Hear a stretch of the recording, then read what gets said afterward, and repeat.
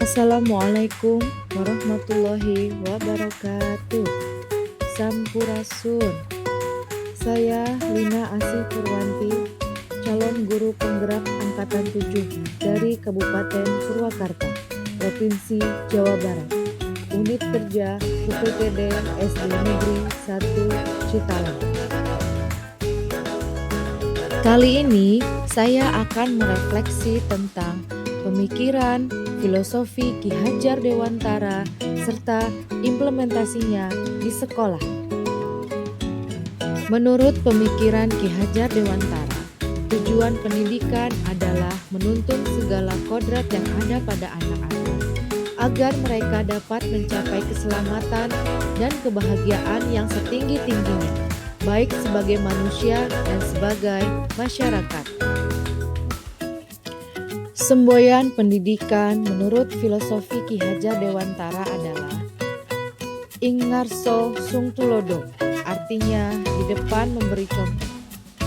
Ing madyo mangun karso, artinya di tengah membangun semangat. Dan tuburi handayani, artinya menjadi panutan, dari belakang memberikan dorongan. Pemikiran Ki Hajar Dewantara tentang pendidikan adalah kodrat keadaan yang terdiri dari kodrat alam dan kodrat zaman. Kodrat alam berkaitan dengan sifat dan bentuk lingkungan di mana anak berada, sedangkan kodrat zaman berkaitan dengan isi dan iramanya.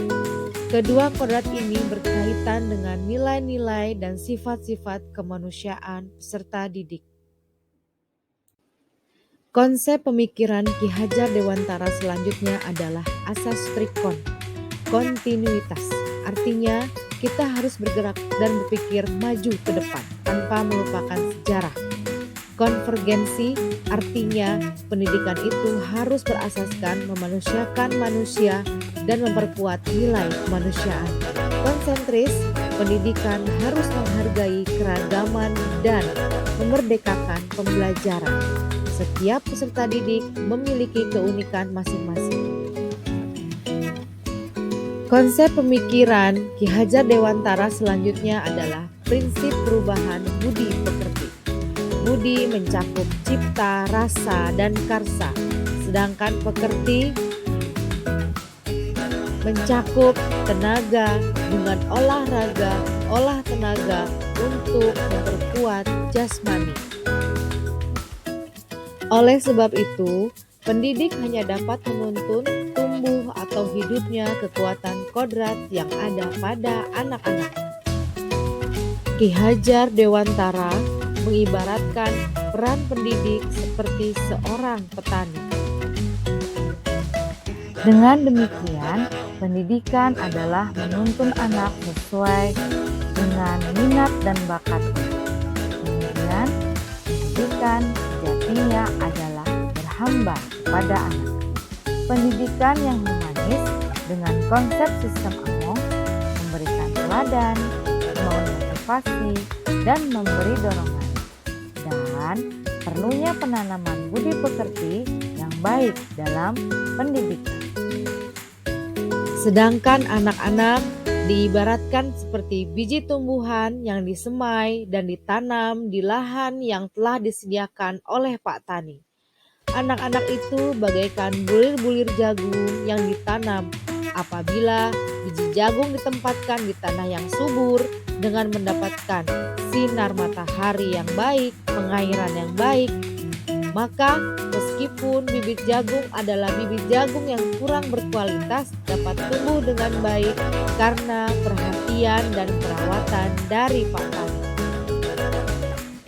Demikian sebaliknya, meskipun bibit jagung yang disemai adalah bibit jagung yang berkualitas baik, tetapi tumbuh di lahan yang gersang, tidak mendapat pengairan, sinar matahari yang kurang baik, serta perawatan dari tangan dingin Pak Tani, maka biji jagung itu akan tumbuh, tapi tidak akan optimal. Menurut Ki Hajar Dewantara, peran pendidik adalah sebagai pamong yang memberikan tuntunan agar anak dapat menemukan kemerdekaannya dalam belajar. Dari pemikiran filosofi Ki Hajar Dewantara tersebut, dapat disimpulkan bahwa tujuan pendidikan menurut beliau adalah untuk memerdekakan manusia. Merdeka dapat diartikan selamat dan bahagia, selamat raganya dan bahagia jiwanya.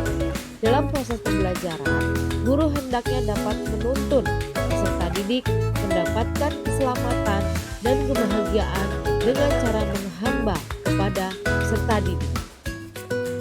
Pendidikan yang menghamba kepada anak menekankan kepada minat, kebutuhan, dan kemampuan individu, menghadirkan model dan metode belajar yang menggali motivasi untuk membangun habit agar mereka menjadi pembelajar sejati, selalu ingin tahu terhadap informasi dan pengetahuan, suka dan senang membaca. Pembelajaran yang seperti ini sekaligus dapat mengembangkan karakter anak sesuai dengan karakter profil pelajar Pancasila. Menanamkan karakter dan budi pekerti peserta didik dengan cara guru berperilaku sopan santun dan bertata krama dengan baik.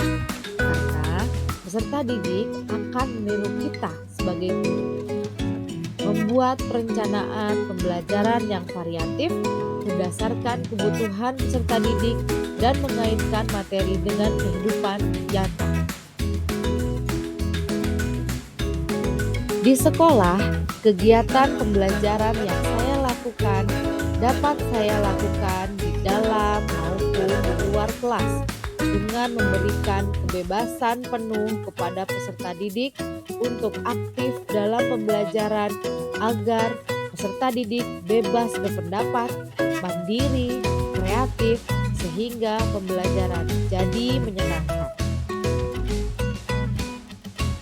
Dengan melaksanakan pembiasaan-pembiasaan yang baik ketika berada di sekolah, sehingga peserta didik dapat menerapkannya dalam kehidupan sehari-hari, seperti pembiasaan sholat duha dan sholat wajib berjamaah di sekolah, kemudian menanam tanaman di lingkungan sekolah dalam program Tatanen di Bali Atikan, kemudian berbagi dengan teman-teman yang tidak mampu dalam program Beas Kaheman dan Infak, serta pembiasaan-pembiasaan baik yang dilakukan di sekolah supaya mereka bisa menerapkannya dalam kehidupan sehari-hari.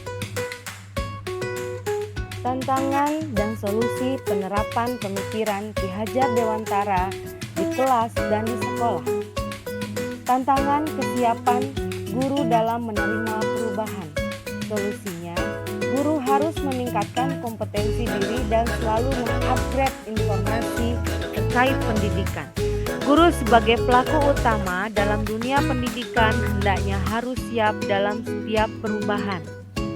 Oleh sebab itu, sebagai guru harus mengupgrade informasi dan terus mengembangkan diri dengan cara terus belajar, mengikuti pelatihan, dan berdiskusi dengan teman sejawat untuk mengatasi kesulitan yang dihadapi dalam menerima perubahan.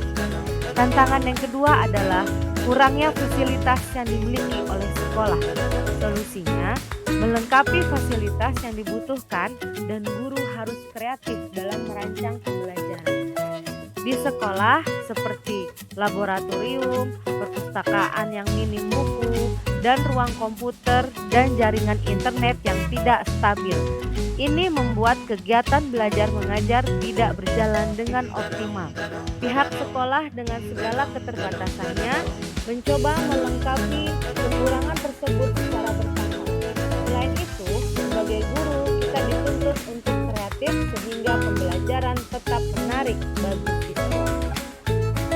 Tantangan dan solusi penerapan pemikiran Ki Hajar Dewantara selanjutnya adalah dibutuhkan waktu dan kesabaran dalam melaksanakan kegiatan pembiasaan-pembiasaan baik di sekolah. Diperlukan kesadaran semua pihak dalam menjalankan pembiasaan jangka panjang, sehingga kegiatan ini harus dilakukan secara terus-menerus. Kegiatan pembiasaan baik ini sulit dijalankan. Perlu kerjasama aktif semua pihak untuk membuat kebiasaan ini dilakukan secara berkesinambungan. Kegiatan yang repetitif seringkali membuat jenuh para siswa. Solusinya, diperlukan inovasi-inovasi sehingga kegiatan bisa lebih variatif dan menyenangkan meskipun dilakukan di dalam jangka waktu yang panjang. Demikianlah demonstrasi kontekstual modul 1.1 yang saya lakukan di sekolah. Sebagai guru, jangan berhenti untuk belajar, berkarya, dan berbagi. Salam sehat selalu, guru hebat di Indonesia. Wassalamualaikum warahmatullahi wabarakatuh.